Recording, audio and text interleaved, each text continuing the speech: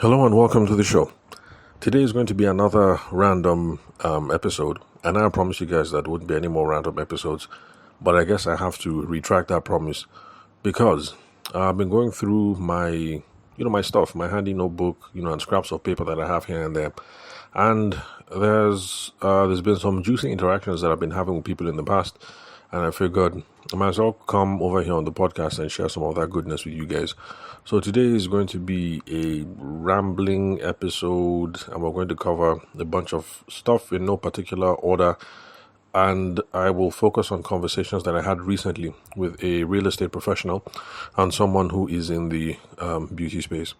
Well, and by the way, just in case you happen to be this real estate professional and this person in the beauty space, yes, if you suspect you're the one, then yes, it's definitely you, because we did have these conversations not too long ago, definitely within the last week. But since I didn't take your permission to share these things over here on the podcast, I'm just going to anonymize it and speak in general terms. Let's see. Okay, shout outs. First off, I'd like to shout Adaora Oko, who is a listener of the show, and she left a comment on Spotify. Let's see, what was the comment about? Okay, I can't remember what her comment was about. I should have written that down. But anyway, thank you very much, Adaora Oko, for listening. Oh yeah, my wife says it's not Adaora, that it's spelled Adaora, but it's pronounced Adora or something like that. Well, anyway, for you Igbo folks listening to the podcast, forgive me. So, so the reason why I'm shouting out is, I love hearing from you guys, those of you who reach out to me on WhatsApp and on LinkedIn. But then those of you who put comments on Spotify or YouTube, you guys take an extra step. You give the algorithm some extra juice so that it's a signal to the Spotify algorithm and the YouTube algorithm that this is valuable content. So I really appreciate those of you who also reach out on Spotify as well. Then playlist, what I'm currently listening to. I listened to Richard Wright earlier on Spotify. He was a former member of the band Pink Floyd, and he's now deceased. It's a prog rock band. Prog rock is short for progressive rock. So it's it's guitar music, but it has all kinds of different influences, and it's not music for dancing to, it's more like music for listening to. So just think of it as intellectual rock music. So if at this point you now agree with my wife that I'm a nerd, I definitely will not argue, because I'm listening to Pink Floyd and I'm listening to Richard Wright and ELP, Emerson, Lake and Palmer and the other groups. So if you're willing to go beyond your boundaries, if you like listening to music that you can dance to, this is definitely not dancing music. So just try it out. Richard Wright. The Wright is spelled Wright. So just try it out. Broaden your musical palette and become a man or a woman of exquisite taste, just like I am. So let's head straight into the conversation for today. Now, the conversation that I had with the real estate professional, first off, some of the conversation started with chat, and the fellow was talking about how he is small, and I misunderstood that. I thought he was referring to physical height, but this is also one of the reasons why I say that text communications has its limitations, because you're writing, you're texting, you're emailing, and the way that somebody is going to interpret it is going to be colored, by their own prejudices and backgrounds and things like that. So he was just writing naturally as he would talk. But the thing is, if we were having a conversation, and in fact, when we started having the phone conversation, it quickly became clear that when he said he was small, he did not mean physical height, but it's just the way that Yoruba people talk. Because when I got to Lagos at first as a 13-year-old kid, it's something that I noticed, I found really strange, where people will be arguing, and one person will start shouting at another, like, you don't reach, like, you're not big enough, shouting in Yoruba. So, just in case you run into a Yoruba person and the person is talking in those terms, then they'll just know it's not physical height. Like, if somebody says, I'm too small, You might be thinking, okay, this guy is twice my size. Why is he saying I'm too small? What the person is talking about is not a sense of physical height, but in terms of relative status or relative power, things like that. So, so that's it. So that's one reason why it's always nice to have a phone conversation with someone. So, if you're talking to a potential client, you're going to get a richer form of communication if you hop on the phone, because then you will understand exactly everything that the person says. But if the person writes something in an email or a text, then you're going to be limited to how it is that you interpret that sort of thing.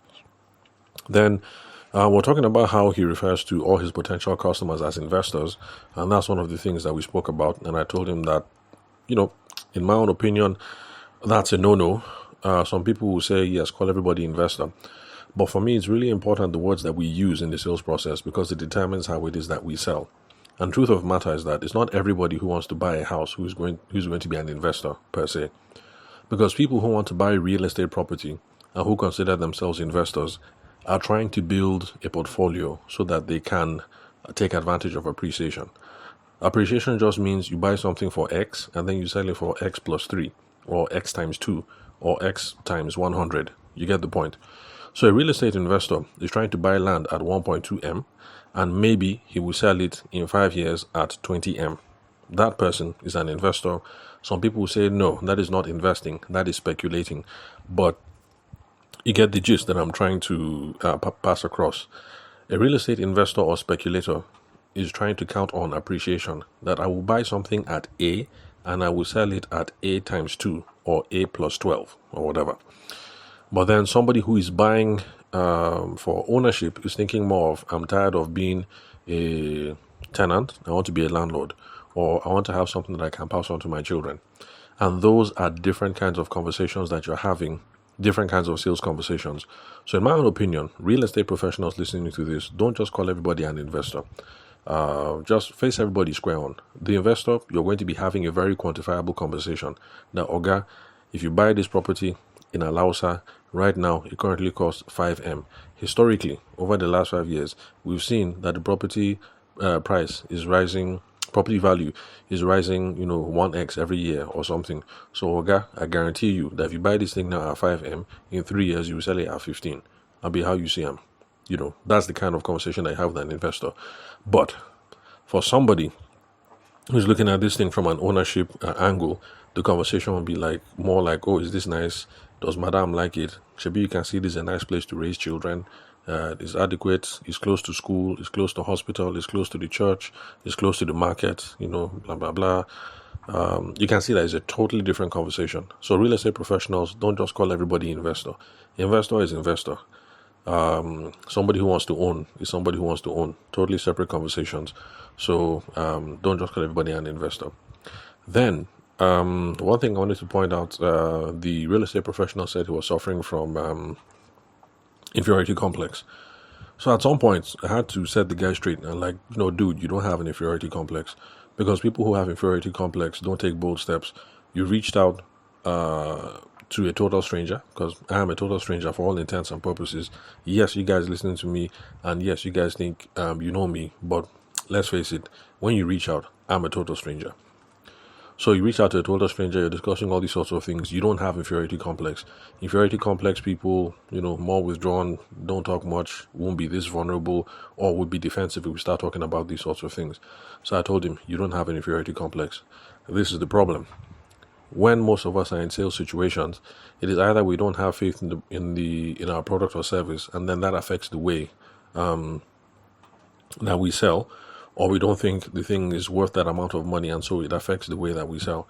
Because think about it, if you're a real estate professional, you're selling houses, everything in your portfolio, 50M, 100M, 200M, but you don't have 200M to buy that property. That's the kind of thing that will make your mouth be shaking when you're quoting price for somebody. So it's not inferiority complex. It's just that in your mind, you're thinking, this thing is expensive. That's not the same thing as saying you have an inferiority complex. Or you're approaching a sales situation and you don't have an adequate framework or an adequate script to guide the conversation, and that is what is causing you to stammer. That is not the same thing as an inferiority complex.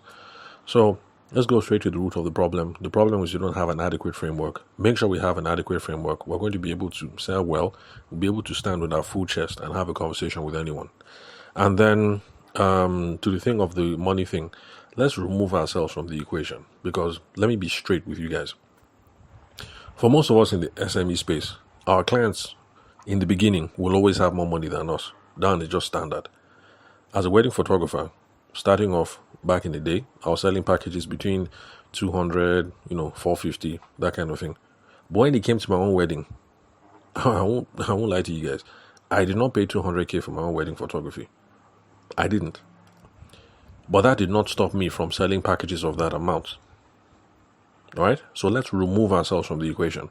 What we should be thinking about is not that, this money is big relative to me, but is it big relative to the person I'm having a conversation with? And does the person find value in the thing that they are buying? So that one is just standard. It happens to everyone. I was talking to someone who was in the alternative energy space, and she had to sell solar equipment. And it's a conversation that we had to have. Now, look, people are selling packages of different ranges, and the cheapest thing you people are selling is a 4.5M. And you currently don't have 4.5M to buy this thing. So yeah, you think it's expensive. That's why your mouth is shaking. But just realize it's not about you. So you don't have 4.5M. But the person, if they think is important, will go and cough up that 4.5M and buy. In fact, I went to my friend's house today. He moved into a new house. Really correct estate, as in real tight. Those places now, like service charge, gardener, electrician, plumber on staff, that kind of thing, as in correct estate. Very nice place. And as I entered inside there, I noticed that every house, solar panel. Well, except for my friend, his own house didn't have solar panel. So my guy was laughing at himself that he's the poor person in the estate, that he's using generator, but everybody solar panel. And it wasn't just 1, 2 solar panel. Everybody had 16, 28, 32. I said, now wow, these guys in this estate, like, they're big, like they have money. So, for you who is trying to sell that kind of thing, by the time you calculate, 32 panels and, 12 batteries or whatever, everything will now come and enter like 15M. For you, 15M is like big, but it's not about you. It's about the other person. To them, is 15M realistic? Is it doable? And do they think it's worth that value? If they think that it's worth that value, then it's fine. So remove yourself from the equation and then be able to talk with your full chest and have these conversations. It's not about you. Just free it. And in the beginning, most of your clients will have more money than you. Most people in the SME space. So don't let that thing bother you. Then, let's see what else. Okay, we had the conversation about how he determines people that he talks to, and he was talking about an old school Lagos thing because, back in Lagos, I heard people used to talk like that, and I'm surprised that people still do. But basically, he hit the streets and you gauge the person's dressing, you gauge fashion, you gauge their body language, maybe their phone, their car, that kind of thing. Then that will determine, that countenance will determine who it is that you walk up to. And I told him that, it's all right. It's not bad. It's how a lot of us started out. As a wedding photographer, for instance, you look at the babe, you size her up and down. If she's carrying an iPhone, you now know that, okay, maybe she's from a rich family, that kind of thing. So, normal. We can't run away from this kind of profiling and using countenance. But if that is how we're going to be doing our prospecting every day, then it's going to be very, very taxing. And it's hit and miss because people can dress right, have the right phone, have the right fashion, have the right swag, have the right countenance, have the right body language, have the right address, have the right everything, but they might not need your product or service at that particular time. So I spoke to him about his firm, real estate firm, whether they do advertising, because if you're doing advertising and you're trying to do psychographics and demographics, that's a whole lot easier. So you target people based on age, location, stuff like that. So if you get leads coming in that way, you might have much more fruitful conversations. But what I told him was that if you're going to do this whole countenance thing, then you have to back it up with with your flyer game. So I asked him whether they print flyers for them. I said, yeah, that the office has flyers, and my guy has been going out without flyers. So if you're going to be doing this kind of thing. Oh, okay, another thing. He had unrealistic expectations. When you're going out and meeting strangers cold and you're selling a complex product, forget it. You cannot close the deal on the spot. It's just not possible. We're talking real estate here. We're talking Lagos. So everything you're talking is 50M, 150M, 200M, all those, big money. And let's be realistic. Who is going to see you on day one and then drop 200M with you on day three? It doesn't happen like that. So the goal is not to close, actually. But the goal is, as you're strolling out and talking to people, you're trying to do lead generation. You're trying to get people to signify whether they're interested in your product or service. Then, for those people who are interested in the product or your service, you're trying to have future conversations with them to figure out what it is that they want and to build relationships so that over time you will close the deal. Because when you're selling a complex product or a complex service, it involves a long sales cycle. So you're not going to talk to somebody January 1st and then collect 20M January 10th. It might happen. You get lucky and it happens. But realistically speaking, people don't just drop money like that. Even people who have that kind of money. It's not an everyday thing. So I told him that, you're going out, you're talking to people, but get some flyers. And when I told him some flyers, I told him, look, let's be realistic. Flyers is a numbers game. It's quantity. If you take 20 or 30 flyers, you're wasting your time. If your office can afford it, go and take 1,000 flyers and give yourself 2 weeks. This week, Monday to Friday, you will share 500. Next week, Monday to Friday, you share another 500. So it's from that broad reach that you start getting trickling interest and you start talking to one or two people. But believe me, if you go and collect 100 flyers and you share 100 flyers, you won't hear from anybody. Nobody. Because flyers, it's a numbers game. So I told him, go get yourself a bunch of flyers and then now we can do this countenance thing. But I told him the countenance thing, we can take it a step further. Like you can do cars, for instance. So like if you go to... okay, let's say you walk on the island, you live on the island, this place that is close to Lagoon. There's one big bank there. Is it like UBA building or whatever? And there's this gigantic car park. I think maybe there was like 2,000 cars there. So if you enter that place, as you're entering, don't forget to greet the area boys that are there, before they rough you up or something. So you enter, make some conversation, blah, blah, blah, hail them, I don't know, buy them Igbo or whatever. And then go around and share your flyer. So you now look at big cars. You look for clean Mercedes-Benz, clean Toyota, clean Jeep, stuff like that. And then you go and drop your flyer there. So we're still doing countenance and we're still trying to, size up who this person might be. But at least now we have more to work with. By dropping the flyers and dropping a whole lot of them, we increase the chance that people are going to signify that they might be interested. Somebody might call to say, I saw the flyer on the car. What are you guys doing? Or what is all this about? That might be a lead. So you do that. And then the fellow also wanted to know about the formula that I gave in an older podcast about how you approach people. A simple framework. Remember, this is not a selling framework. It's just something that if you're just starting out talking to strangers, it's something that can help. And the simple protocol is greeting, intentions, questions, proposal, and then close. So I repeat, greetings, intentions, questions, proposal, close. So the greeting part is appropriate greeting. And so I told him, appropriate greeting, it depends. It doesn't always have to be good morning, sir, good afternoon. Sometimes appropriate greeting can be bros, I hail, Appropriate greeting depends on the relationship you guys have and on the context. And so I told him it doesn't always have to be English, because there's some people who say, look, I'm a professional, so I will only speak English. No. If you get in there and you start and it looks like this person is a Kadan, then go ahead and speak Hausa. If you start and it looks like this person is an Bati and you think the conversation might be more fruitful that way, then go ahead and speak your Yoruba.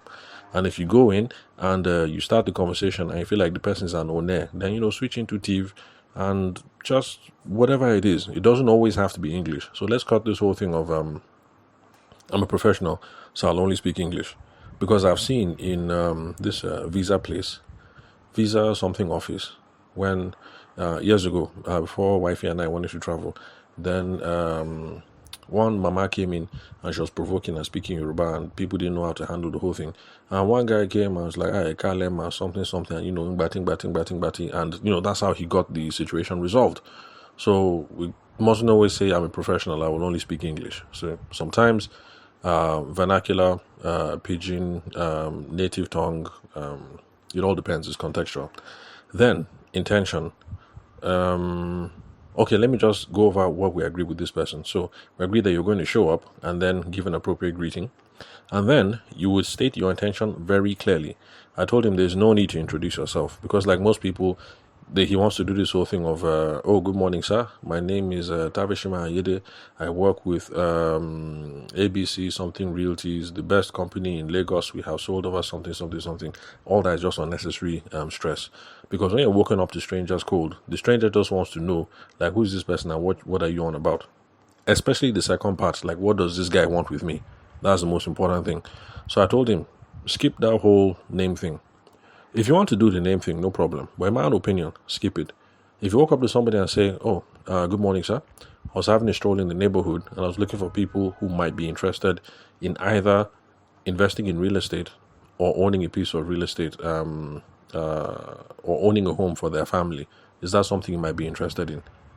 You see, that's a simple 10-second something. And the person can either say, no, thank you, and walk away, ignore you and walk away. But the thing is, some people will say, okay, yeah, what do you have? Some people say, I've been thinking about it. Some people will say, what do you have? Some people just say, hey, is this your flyer? You see, there's room to continue the conversation. But, just greet, sharp, get straight into intention. That whole thing of, my name is Marcos Eguningbe, and I'm with Golden Realtors Limited.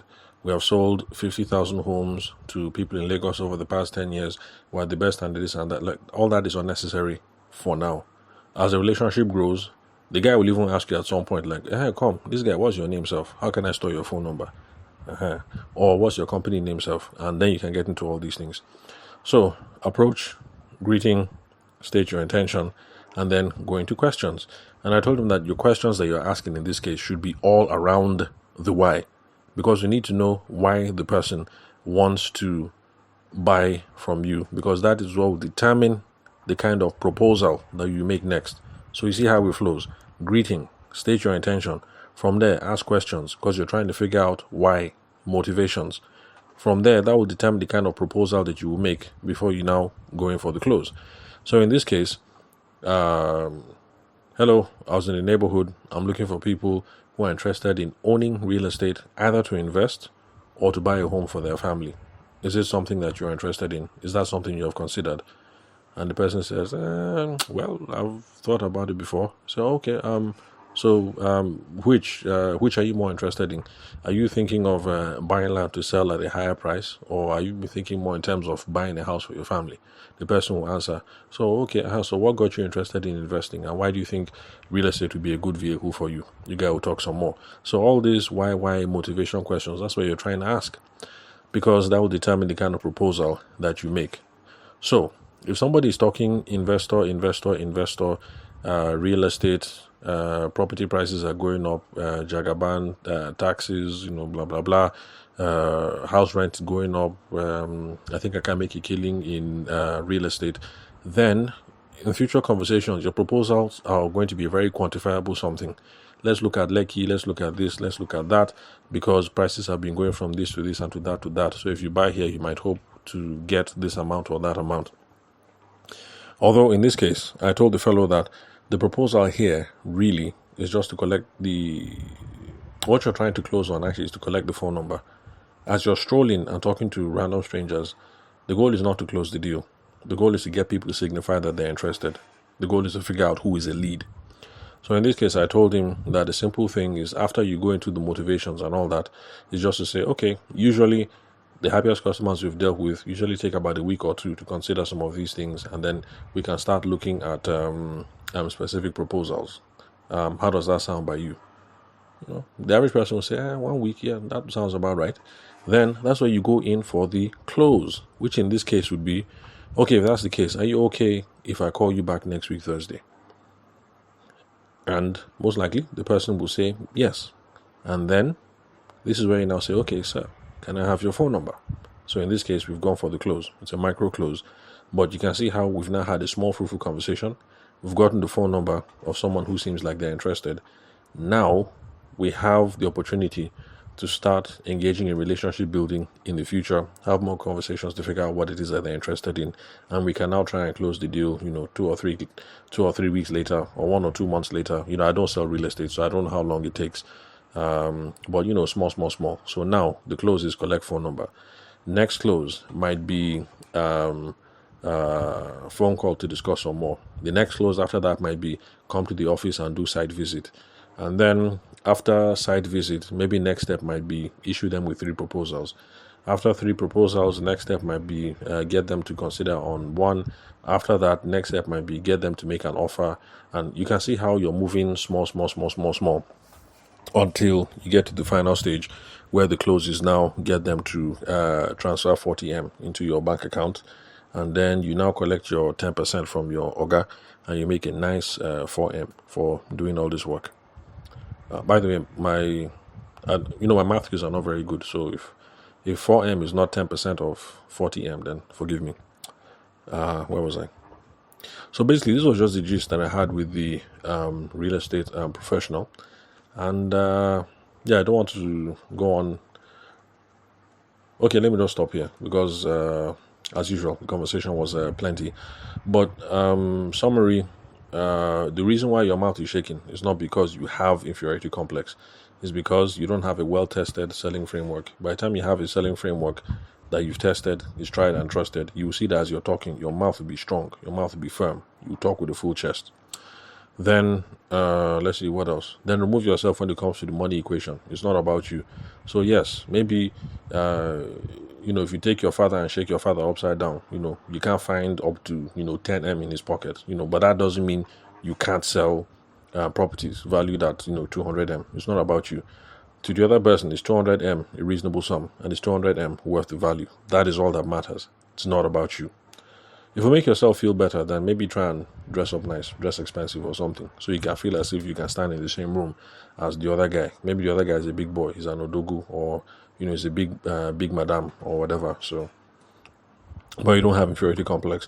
Then I also told the guy that let us stop self-diagnosing, because too many of us self-diagnose, especially in the entrepreneurial space.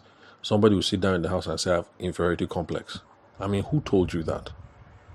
Inferiority complex is a medical diagnosis. It is a medical doctor, psychologist, psychiatrist, or whoever who will tell you that, young man, you have a problem. It's the same thing with ADHD. Somebody will say, I'm ADHD. Like, who told you that? You just watched a film and you saw people running up and down. They said the guy's ADHD and said, oh, okay, me too, that's how I run up and down, I have ADHD. Who told you? It's a clinical diagnosis. Somebody will say, I have OCD. That's obsessive compulsive disorder. Who told you? We should stop injuring ourselves. We just stay in our house and just be diagnosing ourselves up and down. It's not in your place. You don't have the mental qualification to make that kind of call. You can't make that the diagnosis.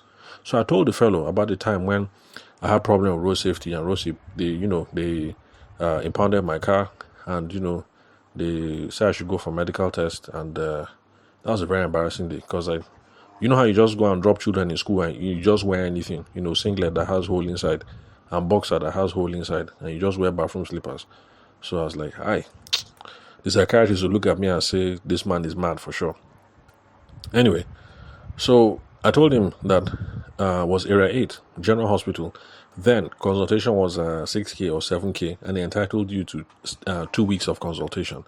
So I told him, just go and check your local government. So I don't know, maybe the money has increased, so maybe now it's like 10K. But the thing is, consultation is always 2 weeks.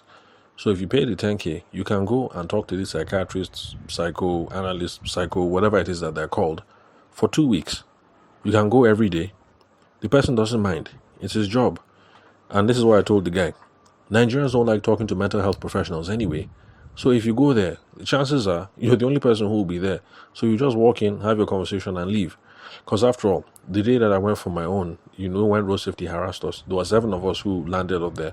And it was just 7 of us who were there for the whole day. It was only 7 of us that they attended to.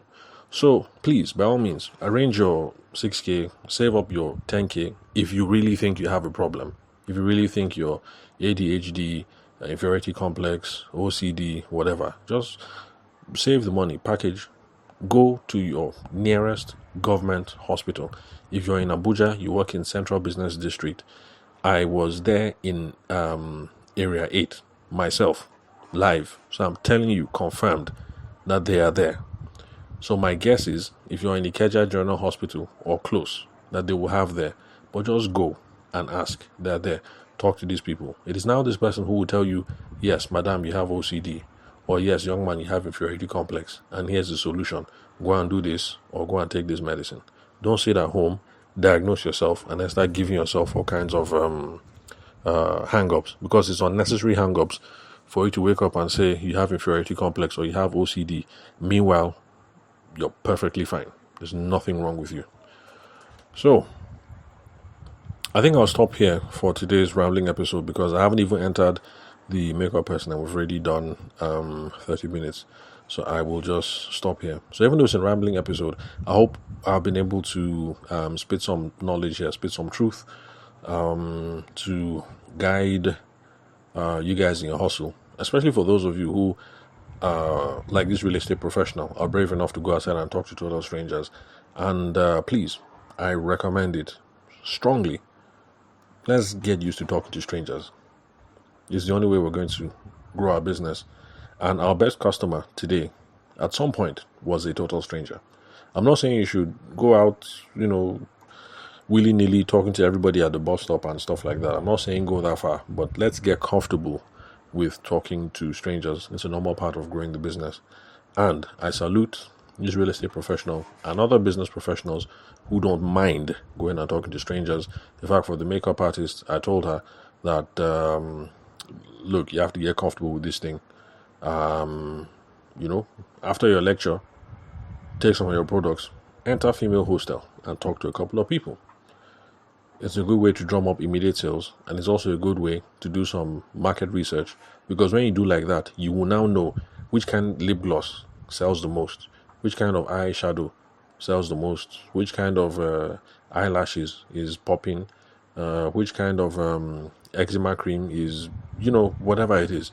Very good market research, direct, and the best kind of market research, because you're talking to people who are spending Naira and Kobo now. Because it's easy for someone to say, oh, I love this. This is a wonderful product. I would buy something like this. They'll say, I would buy. When the time comes to buy, they don't drop money. That is rubbish market research. That is the reason why I keep telling you people, stop this whole thing about Google survey. If you're talking to me and the first thing you say is Google survey, my opinion to you is like, look, stop that rubbish. Because people can say anything. Believe me, I've lived it. Carried my portfolio, people say, your work is good, your work is professional, you learned photography in Aberdeen, I can see the international touch, you shoot pictures like Oyibo, like, this is your work, it's worth like 500k, I'm telling you, it's up to 500k, and then you feel happy with yourself. And then when the person is about to get married, you go and say, bros, you said you pay 500k, and the person's like, you know what, I'm coming, we just paid for caterer with this, that. People can say anything. So Google form and getting people to write down stuff doesn't mean shishi. They will write down anything. This is worth X, this is worth Y. The only market research you need is the person who actually dropped the money. If you go there and people are dropping 500k for your stuff, now you know that, okay, the thing is worth 500k. Not because people wrote on Google form that I would pay 500k for this sort of thing, but because you have collected cold, hard cash by yourself. You have seen that people are dropping that 500k. So that's how you know what's up. Anyway, let me wrap up this 30 minutes. So tomorrow will be another rambling episode, and it will be for the lady in the makeup. How will I put this up? It's not really makeup, it's more like beauty and skincare, in the beauty and skincare space. Again, I cannot guarantee you guys that this would be the last rambling episode, because as I'm running through all my sheets of paper and stuff like that, I might find another interaction where there's some useful nuggets. So that's it for today, pretty much. So if you think that you have inferiority complex, please reach out to me. My phone number is here. I give my phone number, my contact details at the end of the show. I'll help you diagnose, even though I'm not a trained professional, whether you actually have OCD or actually whether it's because of these, I say OCD, inferiority complex, or whether it's because of parts of the sales process, or maybe some internal dialogue around money that we can actually get rid of and get you to move forward. And then if you also need help with sorting out your selling processes, your selling frameworks, then please reach out to me. The phone number is 080-6466-2140. The country code is +234 for those of you who are not Nigerian. Shoot me a WhatsApp first before you call. And it'll be nice to get to talk to you, help you solve your problems, and also get a sense of what you think about the content and questions that you would like answered on the show. Also, I spend a lot of my time on LinkedIn. You can connect with me there. The name to look for is Tavishima Ayede. That's my name, the host of the show. So look at the link where you're listening to this episode, highlight my name from there, copy and paste into LinkedIn, and then you will see my handsome face pop up. That's if you like dark guys with broad noses. If that's your cup of tea, then you see my handsome face. But if you prefer boys who are yellow with pointed nose, then you see my ugly face. And here we'll connect, and we'll take it from there. So thank you very much for your time and attention. I'll catch you guys at the next recording. It's a wonderful Saturday evening over here for me. So you all have fun, wherever you are. Finish the podcast, go and chill with your boys, drink some booze, libate, relax, or just go home and Netflix and chill, or whatever. Either way, have a wonderful weekend.